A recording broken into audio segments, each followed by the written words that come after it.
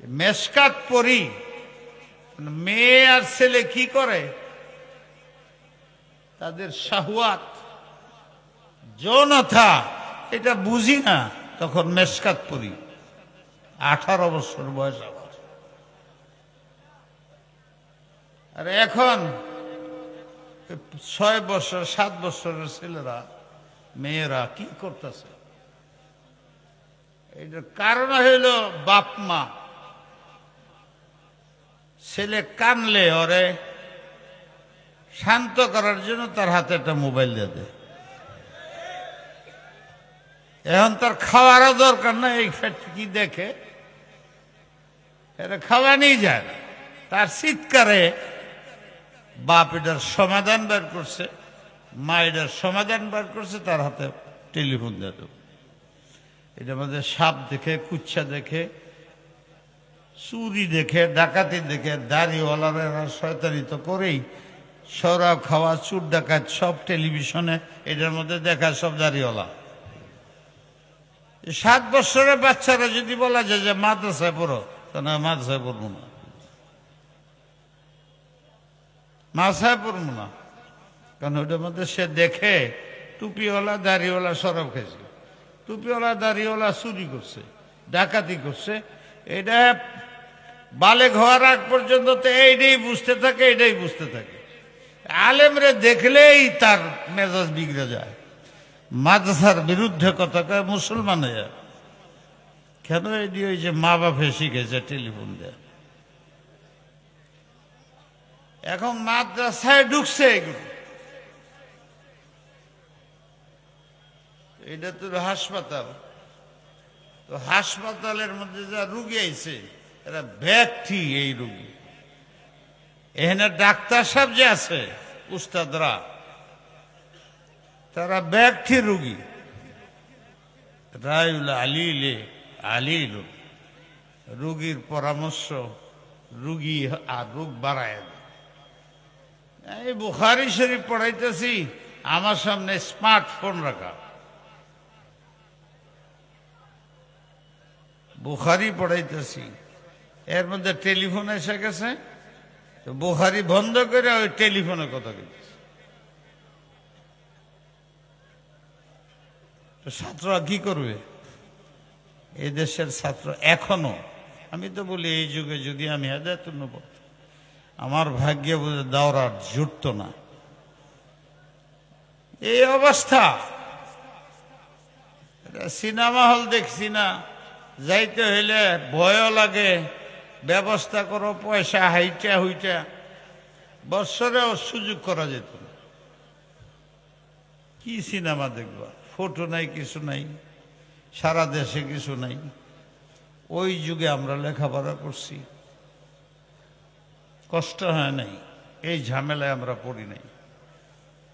কিন্তু এখন দেশটা এরকম হয়েছে, রাস্তাঘাট বাজার শহর তো রইল, খুব মাদ্রাসা হয়ে গেছে বাজার।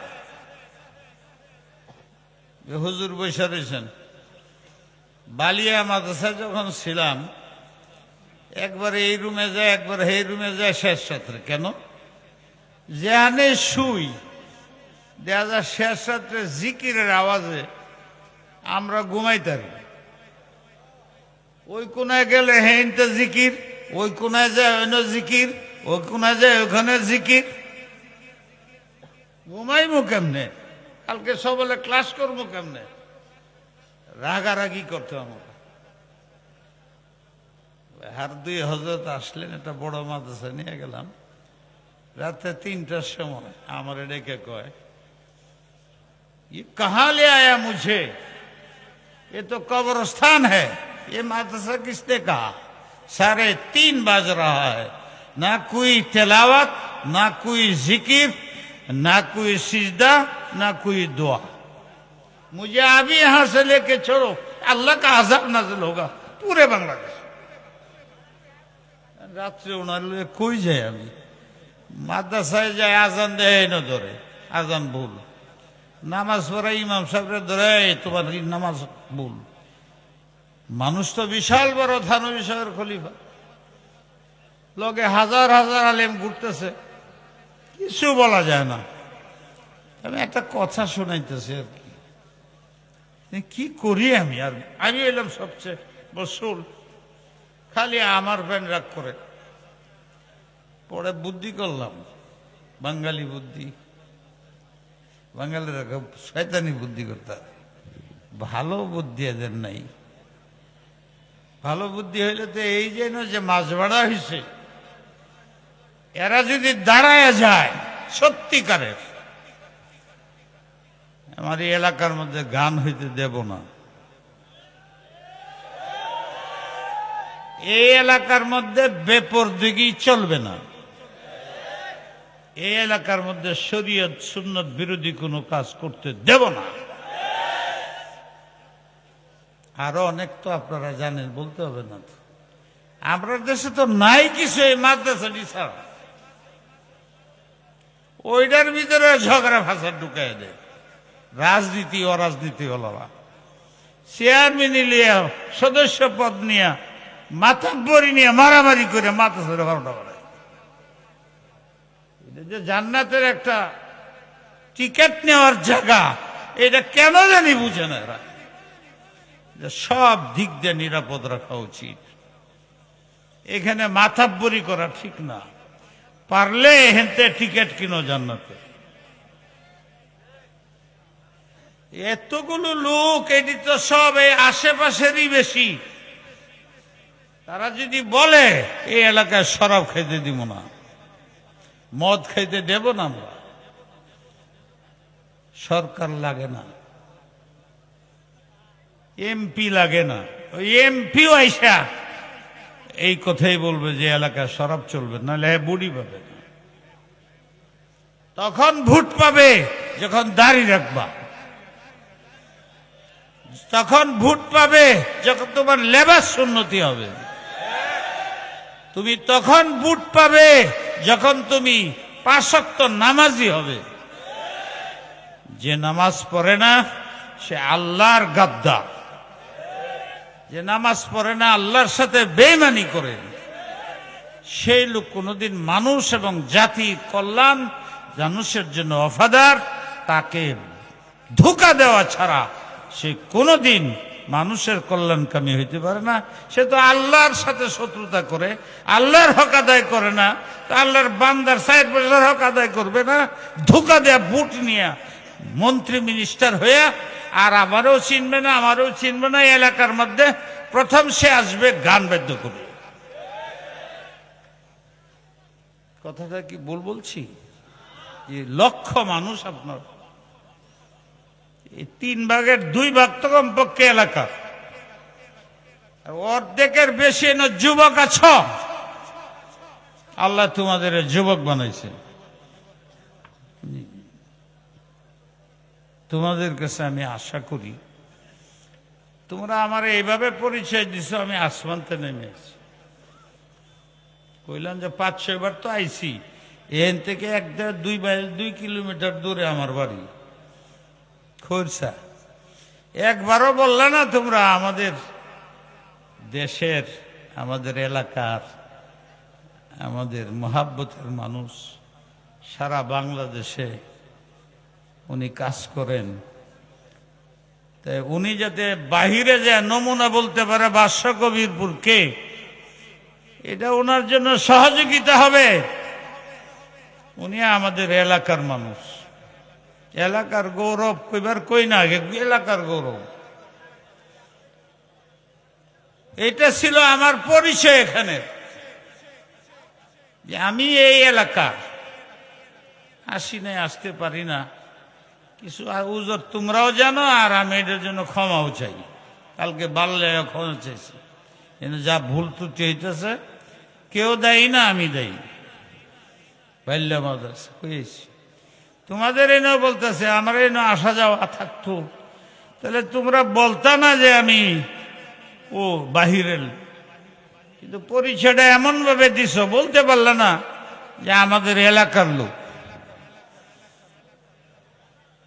এলাকার ফকির নাকি এলাকায় ভিক্ষা পায় না,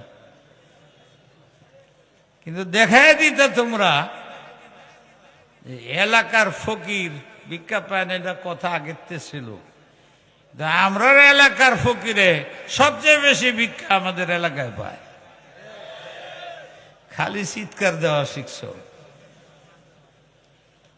আমারে ভিক্ষা দিবা, তোমরা দিবা? এই যে রাও করে না জানি কি চায় ভাই। আমি ভিক্ষা কি চামু? খরচা সবাই যাও না, ভিক্ষা চাই না। কি ভিক্ষা চাই জানো? তোমরা যদি আজকে আমরা বলো যে হুজুর আমরা দায়িত্ব নিলাম, আমাদের এলাকার মধ্যে ইসলাম বিরোধী কোনো কাজ হইতে দেব না, আমরা সুন্নতের বিরুদ্ধে কিছুই করতে দেব না, কোন মাদ্রাসার উপরে কোনো আঘাত আসতে দেব না, কোন ইসলাম উলামা নিয়ে খেলা করার সুযোগ আমরা দেব না। এইটা যদি করে দেখাইতে পারো তাহলে এইটা আমি তোমাদের কাছে ভিক্ষা চাই।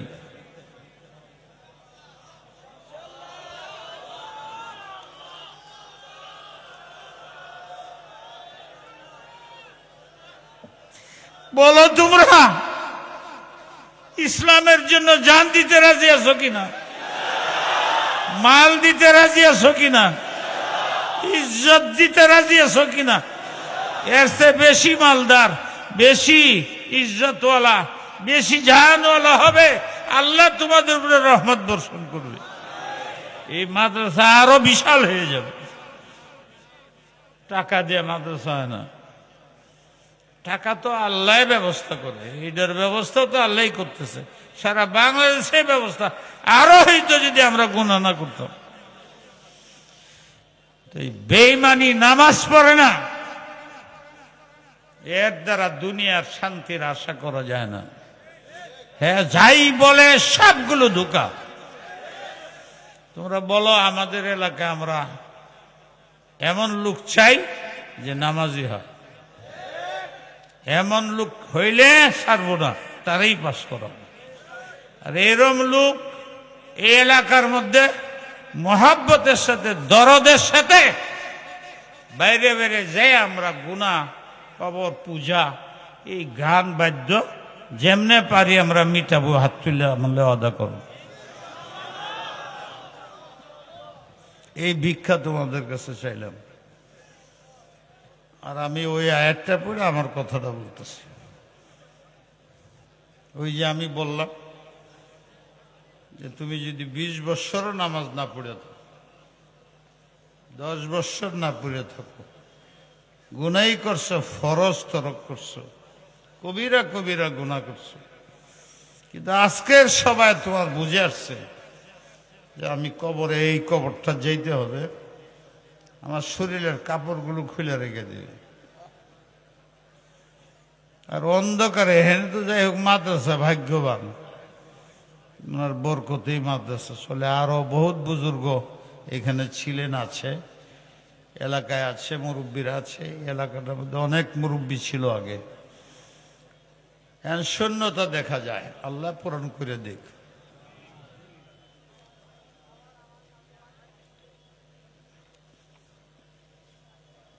ومن يخرج من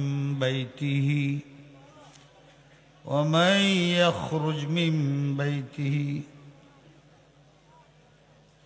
مهاجرا إلى الله ورسوله ثم يدركه الموت فقد وقع أجره على الله। এই যে কোরআনের একটা আয়াত পড়লাম, হ্যাঁ, ومن يخرج من بيته مهاجرا إلى الله ومن يخرج من بيته مهاجرا إلى الله ورسوله ثم يدركه الموت فقد وقع أجره على الله। এখানে যাই অর্থ হোক, আমি সারাংশ বলতেছি। এটার একটা শানে নজরুল আছে। কেন এই আয়াতটা অবতীর্ণ হইল, এই জন্য অনেক জায়গায় শানে নজরুল পড়তে হয়, কিতাব আছে, এটি পড়তে হয়। ছাত্র এটি না পড়ে এইটা দেয়, সব সময় নষ্ট করে। এক সাহাবী ছিলেন, হিজরতের পরে উনি মক্কায় ছিলেন। অসুস্থতার কারণে এমন হয়েছিলেন, এদিকে দিলের মধ্যে আগুন নবীর, আর তার নিজস্ব অবস্থা হলে এই উটের উপরে বসতে পারে না, রাস্তাঘাট তো নাই। এখন অনেক রাস্তা হয়েছে, তো 400-450 কিলোমিটার দূরে মক্কা মদিনার ডিফারেন্স। আর তখন 4-5 দিন উঠে যাইতে হইতো। এই পাহাড় তো এইদিকে কতক্ষণ, ওইখান থেকে এইদিকে কতক্ষণ, আবার কোনো পাহাড়ের উপর দিয়ে উঠতে হইতো। এইভাবে রাস্তা নাই, ঘাট নাই, ডাকাইতে ধরে মাইরে ফেলা, এইটা অবস্থা ছিল জাহেলিয়তের, যে আমরা অন্ধকার যুগ কই, সব গুনার যুগ ছিল এটা। রসুলে পাক সাল্লাল্লাহু আলাইহি ওয়াসাল্লাম মদিনায়, এই সাহাবী হেনে তরফতেছে, ছেলে 4টা ছিল। আমার যেমনে পাও মদিনা লয়ে যাও। 4 ছেলে খুব ভালো ছিল। আজকাল তো সন্তানরাও এরকম হয়েছে, মা বাপের কোনো গুরুত্বই দেয় না। এটার জন্য আমি সন্তানদেরকে পরে দায়ী করি আর নিজেরে প্রথম দায়ী করি। কেন আমি 15 বছর পর্যন্ত আমার কথার বাইরে যেত না, তখন আমি কেন মক্তবে পড়াই নাই, কেন মাদ্রাসায় পড়াই নাই? এই দুনিয়ার আশায় সব করলা, বাড়ি বেচে বিদেশে পাঠাইলা, কিন্তু পাশের মাসের মধ্যে যদি মক্তবের হেফখানা পড়ায় ছেড়ে দিতা। এক ওয়াইজের কাছে শুনছিলাম, সকালে যদি খিচুড়ি খাও, সারাদিন যাই খাও, ডেকুর আসলে খিচুড়ি আসে। মক্তব হেফখানার থেকে যদি পড়িয়া এরপরে ইউনিভার্সিটিও পড়ত, শেষ পর্যন্ত ঘুরে সে নামাজি হইত। কুল্লু শাইইন ইয়ারজিউ ইলা আসলিহি। কোরআন বুকে থাকলে, ঈমান বিকে থাকলে বরফের মতন থাকে। এটা কোরআনেও আছে যে আমি প্রত্যেকটা মোমেন্টে মারিফত, আখিরাত, ইলম বিল কুওয়া এখানে দেয়া রাখছি। যেমন পকেটে পয়সা আছে, তার দিলে আল্লাহকে চিনা জানা, জান্নাতে যাওয়ার সব পথ, ইলম সব তার বুকে রাখা আছে খাজানা করে। পেট্রোল যেরকম বাইর করতে হয়, স্বর্ণরূপা মাটির গভীরে, পানির গভীরে থাকে, ডুবুরিরা বাইর করে আনে। ফিতরাতাল্লাহিল্লাতী ফাতারান নাসা আলাইহা লা তাবদীলা লিখালকিল্লাহ যালিকাদ-দীনুল কাইয়্যিম। আমি আল্লাহ স্বেচ্ছাচার না, স্বজনপ্রীতি না, সাহাবারে যে জিনিসগুলো সিনার মধ্যে দিছি, এই যুগ কিয়ামত পর্যন্ত যারা বসা আছে সবার দিলের মধ্যে এই জিনিসটা আছে। এখন কয়লা বাইর করতে হলেও মিস্ত্রি লাগে, মেশিন লাগে। ডুবুরি ছাড়া নদীর গভীরের থেকে সমুদ্রের ডায়মন্ড, স্বর্ণ ওঠানো যায় না। ফিনিশিং করার জন্য কোটি টাকা খরচ করতে হয়। মাটির নিচের খনিজ ও সবাই উঠাইতে পারে না। ঠিক তোমার সিনার মধ্যে এটি রাখা আছে। এটার মিস্ত্রি কারা, ফিনিশিং করবে কারা, এদের নাম রাখছি আমরা মাদ্রাসার উস্তাদ। এরা কাটাছাড়া করবে, করে ওই যে মাটি আর গাদ ইত্যাদি দিয়ে যে এলেম মারেফত ঢেকে রয়েছে সিনার মধ্যে, এগুলো উস্তাদরা জিকিরের মাধ্যমে সরাবে, এলেমের মাধ্যমে সরাবে, তরবিয়তের মাধ্যমে সরাবে। তখন তার বুকের থেকে এই বাতি জ্বালালে অন্ধকার দূর যে আলোকিত হয়ে যায়, সে নিজেই দেখতে পাবে আল্লাহকে। আয়নার মধ্যে দাঁড়ালে যেরকম বাসে, তোমার সিনার মধ্যে জান্নাত বসবে, জাহান্নাম বসবে। এটা কাজটা উস্তাদরা করবে। একটু আগে আমি বলছিলাম, মাদ্রাসা হলো এই কাজটার জন্য, কিন্তু আমি নিজেই তো রুগী, আমার হাতে তো এটা সরে না, তা আমার ছেলের চিকিৎসা আমি কেমনে করব? নাসু মাআদিন, বুখারী শরীফ ওই হাদিস আছে, সব আলেমরা জানো, মাআদিন যাহাবি ওয়াল ফিদ্দা খিয়ারহুম ফিল জাহিলিয়া খিয়ারহুম ফিল ইসলাম ইদা ফাকিহু। সমুদ্রের স্বর্ণ রূপা যেমন গভীরে থাকে, পেট্রোল গভীরে থাকে, কয়লা গভীরে থাকে, এগুলোর প্রসেস করে বাইর করতে হয়, এর জন্য মেশিনারি লাগে, দক্ষ লোক লাগে, ইঞ্জিনিয়ার লাগে। ঠিক তোমার সিনার মধ্যে সমুদ্র রাখা আছে, এলেমের সমুদ্র, মারিফতের সমুদ্র, আল্লাহকে চিনার সমুদ্র, জান্নাতে যাওয়ার সমুদ্র, এই সব এখানে রাখা আছে। আল্লাহ দয়া করে আমাদের দেওবন্দের উলামায়ে কেরামরে জাযায়ে খায়ের দেখ। ওনারা একটা পার্টি তৈরি করে গেছেন, ওরা জানমাল ইজ্জত বিক্রি করে না খায়া আরেক দল আল্লাহ এতিম গরিব তৈরি করে দিছে। কই যাইবে এরা মাদ্রাসাতে আছে। এইভাবে লক্ষ লক্ষ কোটি কোটি ছাত্র বাংলাদেশে হাফেজ হয়, কারি হয়, সারা ওয়ার্ল্ডের ভিতরে চ্যালেঞ্জ করে তারা বাংলাদেশকে ইজ্জতের আসনে উঠেছে। সৌদি আরব পারে না, মিশরে পারে না, আমাদের ছেলেদের সাথে তেলাওয়াত করে পারে না। যারা এই মেহনত করতেছ, তোমাদের আল্লাহ জাযায়ে খায়ের দেখ। তবে একটা মনে রেখো, মুসাবাকা টাকার জন্য করো না, টাকার জন্য করো না, তাদেরকে আকৃষ্ট করার জন্য করো যে বাংলাদেশ লেখাপড়ার দিক দিয়া কত আগে আছে। হে আমার যুবক ভাইরা, এই যুবকের এই যৌবন্য তারণ্যতা থাকবে না। আমারও ছিল নাই, আমারও ছিল নাই, আরো অনেক বৃদ্ধ আছে, ওরারও নাই। একদিন তোমারও এই অবস্থাই হবে, বন্ধুহীন, দুনিয়াতেই বন্ধুহীন হবে, আখিরাতের কথাই নেই, সালামও দিবে না, আল্লাহ কুল্লাহ পেরে সব রসমি।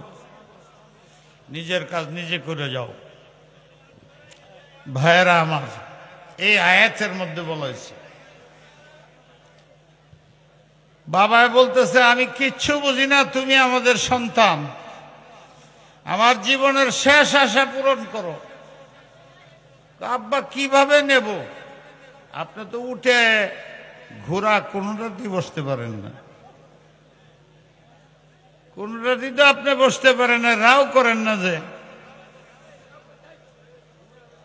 কথাটা খেয়াল রাখেন। আমি এটা বুঝি না, আমার সন্তান তোমরা, আমার নবীর কাছে লয়ে যাও, এর আগে যেন আমার আত্মা না বাইর হয়। ছেলেরা কি করবে? তখন তারা এই যে বাঁশ দিয়া তা বানায়া বাফের এটার মধ্যে শুয়া একেবারে গলার থেকে নিয়ে এটি সবদের রশি দিয়ে বাঁধছে। বাপ ঘুরে পড়ে যায়, খুব শক্ত করে রশি দেব বাঁধছে, যাতে কাজে নিলে পড়ে না যায়। এরকম বাঁধ দিয়া হাত পা সব বাঁধ দিয়া 4 বাই 4 রওনা হয়েছে। মদিনায় যাইব, হাইটটা 8-10 দিন তো লাগবেই। যারা হজ করতে গেছেন তারা জানেন, তানঈম একটা জায়গা আছে। আহা, তো আমার সামনে এরকম করলে আমি কি করব? যে সুন্দর কথাটা বলতেছি কাইটা যেতেছে বারবার। কি হয়েছে এখানে?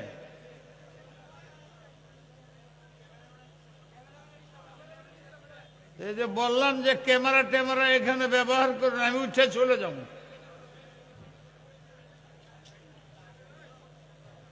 আমার দেশের মানুষ এত সম্মান দিতে জানো না, তো অন্য মানুষ আমার সম্মান দিবে নাকি?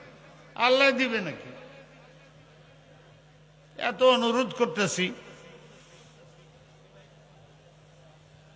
দুইটা কথা কইবার জন্য কষ্ট করে এসেছি। আবার কালকেও যেতে, কালকেও মিটিং আছে, রাতে সবক আছে জামি ইসলামিয়াতে, 5.5 ঘন্টা আমার সবক পরে দিব, পরে আবার রাত্রে সভা করতে হইব, পরে আবার ঢাকায় সভা করতে হইব। এ তো আমার কথা আসার ছিলই না, বাকি আল্লাহ যে এনে রাখছে এই জন্য আইসি তো মহাব্বতে। তোমরা যদি এরকম করো আমি কি করবো? কথা কাটতে যায় মধ্যে দেয়। এইভাবে 4 ভাই বাপের মার সাথে ছেলেরা যুবকরা দেখো মা বাপের আশা ছেলেদের কিভাবে আদায় করতে হয়। কি বলবো আর, ছেলে মেয়ে মা বাপের সে বড় পীর পৃথিবীতে নাই। 1000 পীরে জানা, নবী বৈশা রয়েছে, নবী বলতেছে কালিমা পড়ো, কালিমা পড়ো, পড়ে না। আল্লাহ রসুল জিজ্ঞাসা তার মারে ডেকে, তোমার ছেলে কেমন? বলে এর সে ভালো ছেলেই হয় না। এইটা জিজ্ঞাসি না, তুমি খুশি নি? বলে না, আগে তো আমারই মানতো, বিয়া করার পরে তো শাশুড়ির দাম বেশি দেয়, বিয়া করার পরে তো বোন থইয়া শালিরারে দাম বেশি দেয়। এই মনের মধ্যে ব্যথা।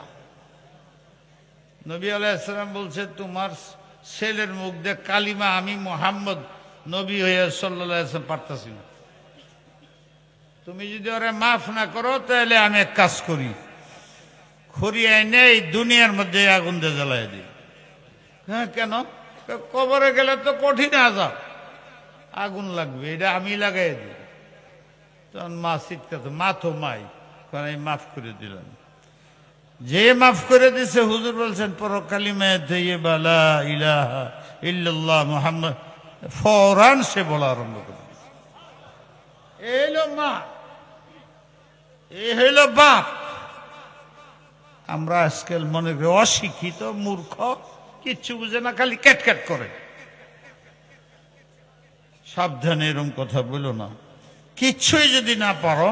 আর মা যদি বাপ থাকে আজকে গিয়ে মাপ চাও, তোমার মা বাপ খুশি হয়ে গেলে তোমার দুনিয়াও ভালো হয়ে যাবে, আখিরাতও ভালো হয়ে যাবে। মার সাথে গ্যাঞ্জাম করে যত ভালো হইতেছে এটি সব তোমার জন্য শেষকালে অবল হয়ে যাবে জাহান্নামে। কান্দে লয়ে যাইতে যাইতে তানিম পর্যন্ত গেছে। এক রেওয়ায়াত অনুযায়ী আমি বলতেছি, ওখানে যাওয়ার পরে 3-3.5 কিলোমিটার ওখানে হযরত আয়েশা সিদ্দিকা নামে মসজিদ আছে। উমরা যারা করে ছোট উমরা ওখান থেকে করে, আর বড় উমরা জেরান একটা জায়গা আছে ওখান থেকে করে। ওখান থেকে সব হাজিরা উমরা করে। তানিম এখানে যাওয়ার পরে এই লোকটা মারা গেছে। আল্লাহ রসুল পর্যন্ত যাওয়া হইল না, এত আশেক ছিল আল্লাহ রসুলের, পৌঁছতে পারে নাই। এরা না পৌঁছতে পারলো, জিবরিল পৌঁছে গেছে। এখানে জিবরিল আসে নাই, জিবরিল গেছে আল্লাহ রসুলের কাছে, যা বলছে তুমি জানো কি যে তোমার এক আশেক ঘোড়ার উপরে থাকতে পারে না, উটের মানে যানবাহনে উঠতে পারে না, তার আশা তোমারে দেখবে। ছেলেদের বলছে কোন রাস্তা না পায় এইভাবে বান্ধা বুন্ধা আসছিল, তানিম পর্যন্ত আসার পরে মৃত্যু হয়ে গেছে। আল্লাহ পাক একটা আয়াত দিয়ে আমারে পড়াইছে। কি আয়াত? আল্লাহ বলছে তোমারে শুনাইবার জন্য, وَمَن يَخْرُجْ مِنْ بَيْتِهِ مُهَاجِرًا إِلَى اللَّهِ وَرَسُولِهِ ثُمَّ يُدْرِكْهُ الْمَوْتُ فَقَدْ وَقَعَ أَجْرُهُ عَلَى اللَّهِ। যদি কেউ নবীর সাথে দেখা করতে যায়, সবচেয়ে বড় ইবাদত নবীর জিয়ারত। কে জানি আমার আগে জিয়ারতের সম্বন্ধে বলছে, মোহাব্বতের জিয়ারত। যারা এটা ভুল বুঝে তাদের বোঝা উচিত, নবী না এলে মদিনার পয়দা হইত না, মক্কাও বোধহয় পয়দা হইত না, দুনিয়ায় বোধহয় সৃষ্টির প্রয়োজন ছিল না। সমস্ত উম্মতে মিলে আল্লাহর আবদিয়ত পুরা করতে পারে নাই। আল্লাহ রসুল আসছেন, এরপরে ঘোষণা করছে যে আমার আবদিয়তের যে দাবি, যেটার কারণে পৃথিবীর মানুষ তৈরি হয়ে গেছে, মুহাম্মদ সাল্লাল্লাহু আলাইহি ওয়াসাল্লাম তোমার মাধ্যমে এটা পরিপূর্ণ হয়েছে, সব উম্মতকে আমি বলে দিলাম আবদিয়ত পুরা হয়েছে। তার ভালোবাসা, তার মোহাব্বত না হইলে ঈমানই থাকে না। বুখারীতে হাদিস আছে। যাই হোক, এই আয়াতের অর্থ হইল তোমার কাছে আসা, তোমার হাতে ধরা, তোমার কাছে বায়াত হওয়া, তোমার সুন্নত পালন করা, এটার জন্যই আমি পৃথিবীতে মানুষ তৈরি করছি। আর সেই তোমার আশেক রাস্তায় তোমাকে দেখতে পারে নাই, মারা গেছে। তা আমি আল্লাহ ঘোষণা করতেছি দুইটা। একটা হইল সে না আসতে পারলেও, তোমার পর্যন্ত না আসতে পারলেও তার নিয়তের বরকতে তোমার সাথে আসা, সাক্ষাৎ করা, দেখা করার যে সব পরিপূর্ণ দান করে দিল। এটা তো হলো তার ব্যক্তি। সাহাবারা এরকম ছিলেন, একটা ব্যক্তি কোনো একটা কাজ করত, তো ওইটা যখন আল্লাহ কবুল করতেন, ঘোষণা করতেন, তখন এইটার পুরা উম্মতের জন্য নেয়ামত হিসেবে জানিতেন। এখন ওই সাহাবীর বরকতে, ওর এশকের বরকতে পৃথিবীতে যত মানুষ কালিমা পড়বে আর এলেমের জন্য বের হবে, আমলের তাজকিয়ার জন্য বের হবে, দাওয়াতের জন্য বের হবে, কোরআন শরীফ পড়ার জন্য, মাদ্রাসার জন্য বের হবে, মসজিদের জন্য বের হবে, খানকার জন্য বের হবে, মরণের পরের পুঁজির জন্য বের হবে। ওরা যদি হাসিল নাও করতে পারে, 20 ওয়াক্ত নামাজ, 20 বছরের নামাজ বাকি, এইটার জন্য বের হয়েছে, শুরু করে দিছে, ওইটা শেষ করতে পারে নাই, ফাকাদ ওয়াকা আজরুহু আলাল্লাহ। আল্লাহ বলেন যে আমল শুরু করছে, পুরা করতে পারে নাই, এই সব অতীত সহ মাফ করে তারা জান্নাতি ঘোষণা। ভাইয়ারা আমার, কথাগুলো তো সারাত্রি বলতে হবে। তো মা বাপের সম্মান করতে রাজি আছেন? আজকে যে মা বাপ যারা আছে তার কাছে মাপ চাইবেন, রাও করেন না কে? মাপ চাইবেন। বুঝা যাইতেছে ব্যক্তি মা বাপের সাথে খারাপ ব্যবহার করে। হ্যাঁ, তো সবাই মাপ চাইবেন কোনটা? বলবেন যে হুজুর আমি আমার মার প্রিয়, মাকে ছাড়া বাবাকে ছাড়া কিছু বলি না। তোমরা তো সবাই বলবে মাপ সমুজে। যাই হোক, কথার মধ্যে ভুল করবা তো তবু মাপ চাইবা। মা খুশি হইব, বাবা খুশি হইব। মুরব্বীদের বিরুদ্ধে কথা বলো না, কলম ধরো না।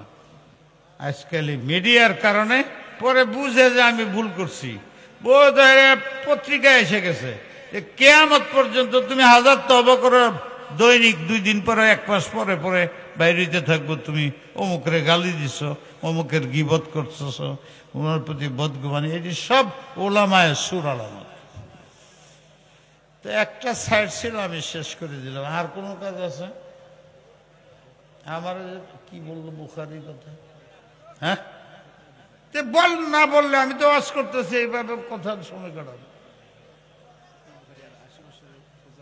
বলো এই কথা যে এখন এই কাজ করবে, কিচ্ছু বলবে না।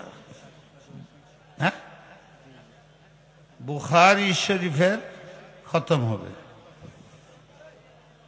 এটা চুপচাপ থেকে শুনতে রাজি আছেন? শুনলাম যে 80 বছরের। 80 বছরে তো আমার জন্মের আগের থেকে শুরু হয়েছে। হ্যাঁ, বিশাল ব্যাপার। সাহস তো করছো তোমরা। আমি যাত্রা করি 52 বছর আছি, ছাত্ররা খালি কয় যে একটা মিটিং করেন। তা আমি চিন্তা ভাবনা করে দেখলাম যাত্রাবাড়িতে এনে অনেক আছে, ফুজালার আবার খালি চাপ দেয়, হুজুর কিচ্ছু করে না। সব মাদ্রাসা হয়, যাত্রাবাড়িওয়ালা কিচ্ছু করে না, হুজুরে কিচ্ছু করে না। যাত্রাবাড়িতে ফুজালার সম্মেলন করলে 3-4 কোটি লোক হবে। 1, 2, 3, 40-50 হাজার ফারিগিন আছে, সারা ওয়ার্ল্ডে আছে। তো এইটা করতে গেলে 5-7 কোটি টাকা লয়ে নামবা। আমি বলছি যে তোমরা এনে আমার কাছে 5 কোটি দিয়ে যাও, এরপরে আমি চিন্তা করি। আমি মানুষের কাছে টাকা চাইতে পারি না, এইটা আমার দুর্বলতা। ভিক্ষা চাইতে পারি, ছাত্রদের বলতে পারি, সব পারি। তো এখন খতমে বুখারী, এরপরে তারা পাগড়ি দিবে। আমি তো এত লম্বা অনুষ্ঠান পারবো না। কালকে আবার জোহরের পরে আবার রাত্রে, এই আপনাদের কাছে ক্ষমা চাই। আর বুখারী শরীফের হাদিস এইটা তো নিচে বইয়া পড়াইতে হবে, আপনারা দেখবেন না আমারে, বা হুজুর আছেন হুজুরও করবেন। আমি এই হাদিসটা পড়ি, আর কোনো ছাত্র যদি থাকে পড়ো, আমি তর্জমা করে দিই। ব্যাখ্যা করা কঠিন, জলদি করো। শুরু করব। তওবা করে ইখলাসের সাথে বসেন। কে জানে এইটার দ্বারাই যদি আল্লাহ জান্নাতের জন্য নামটা লিখে ফেলায়। এই কইতে থাকেন আর কানতে থাকেন, কানতে থাকেন, হাসাহাসি নেই। গম্ভীর্য মজলিস, শান্ত মজলিস, আল্লাহ যেন এটা দেখ। পড়ো পড়ো, আমার মুখস্থ আছে।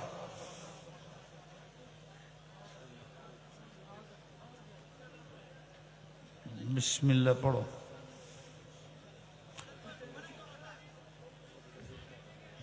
সবাই তো আর দেখা সম্ভব না, আপনার রাউসাও করেন না যে এত বড় সবার সবার কেমনে দেখাবো। আব্বু হাদিসটা লয়ে তো নিচে বসতে হইতেছে, এখানে উপরে এতটি ছাত্র, এত ছাত্র, এটা উঠলে তো ভাইগে পড়ি যাবে। এটা করো না, পড়ো, পড়াশোনা মানুষকে এই নিয়তে। আল্লাহ বলছে হাদিসের একটা হাদিস যদি তোমরা শুনো আর পড়ো, তাহলে এই যে ছাত্র 10-12 বছর পরে যে ছাত্র হয়েছে, আজ থেকে তোমাকে ওই ছাত্রের মধ্যে গণ্য করেন। এই জন্য এই বুখারীর খতম আমাদের মুরব্বীরা করে, চালায় এলাকার মানুষ, বাহিরের মানুষ টাকা পয়সা দেয়। তো খতমে বুখারী করে তাদের জন্য দোয়া করবাটাই গাইনে ওদের ছাত্র বানাই দিবা। হাদিসে আছে জান্নাতের রাস্তা হয় আলেম হওয়া, নাইলে আলেমের ছাত্র হওয়া, নাইলে তাকে সাহায্য করা, নাইলে তাকে মহাব্বত করা। এই 4-এর বাইরে কোনো রাস্তা নেই। তো তোমাদের যারা আপনারা এখানে আছেন, এই নিয়তে এই হাদিসটা কে বলে শকিকে বলখির কথা, কিন্তু হাদিসের দ্বারা সাবেত আছে একটা শব্দ পড়লেও সে ছাত্র হয়ে যায়।